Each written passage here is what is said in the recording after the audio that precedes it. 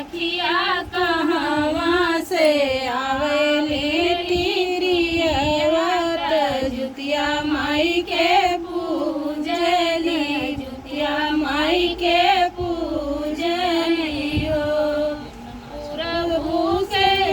सवा से मालिनी पशु से मालिनी हो सखिया घरवा से करी तिरियवा त जुतिया माई के पूजन जुतिया माई के पूजई हो सखिया घरवा से निकली निरियवा त जुतिया माई के पूजई जुतिया माई के पूजई हो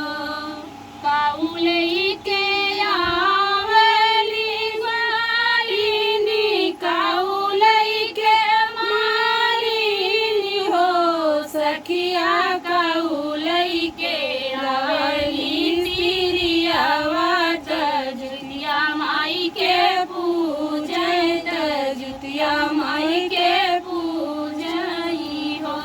सखिया काउलई के आवेली तिरिया त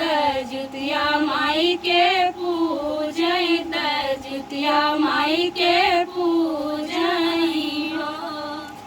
दही लेके आवेली ग्वालिनी मूल लइके मालिनी हो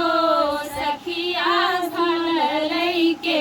आवेली तिरियवा त जुतिया माई के पूजई त जुतिया माई के पूजई हो सखिया फल लइके आवेली तिरियवा त जुतिया माई के पूजई त जुतिया माई के पूजई हो। तो फ्रेंड, ये था ज्योति माता का शोहर गीत। आप लोग कैसा लगा कमेंट बॉक्स में देखिए।